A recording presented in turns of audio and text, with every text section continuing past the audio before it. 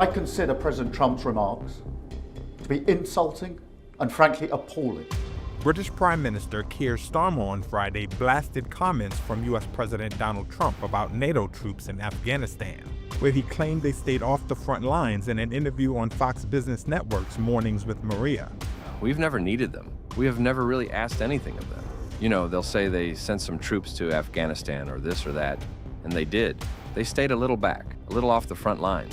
But we've been very good to Europe and to many other countries. Let me start by paying tribute to the 457 of our armed services who lost their lives in Afghanistan.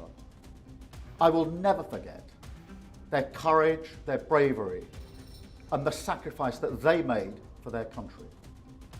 There are many also who were injured, some with life-changing injuries. And so I consider President Trump's remarks to be insulting and frankly appalling.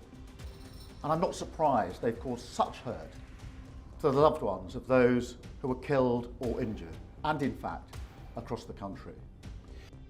Well, I've made my position clear, and what I say to Diane is if I had misspoken in that way or said those words, I would certainly apologise, and I'd apologise to her. We have a very close relationship with the US, and that is important for our security, for our defence and our intelligence, and it's very important we maintain that relationship. But it is because of that relationship that we fought alongside the Americans for our values in Afghanistan. And it was in that context that people lost their lives or suffered terrible injuries, fighting for freedom, fighting with our allies for what we believe in. The UK lost 457 service personnel in Afghanistan, its deadliest overseas war since the 1950s. And Starmer was not alone in condemning the American president's remarks. Here's retired British Colonel Stuart Tootle. My message to Donald Trump would be that you need to turn around and say, these were unfortunate remarks. I didn't mean to denigrate the contribution that certainly the United Kingdom has made to the United States fighting on operations in places like Iraq, Afghanistan, and other theaters. Trump's comments added to already strained relations with the NATO allies over his ambition to acquire Greenland.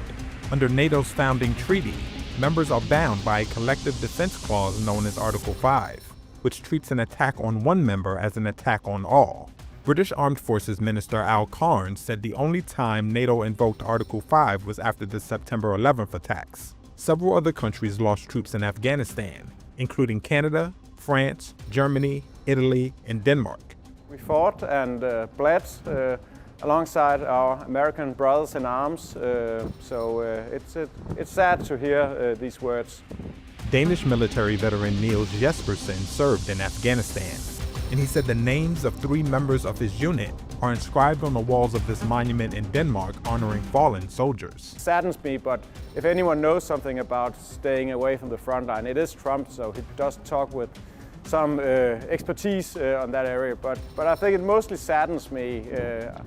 I know that they don't represent all Americans, but I also know that some of my former colleagues have voted for Trump, and probably not because they wanted him to belittle his allies, but nonetheless, here we are.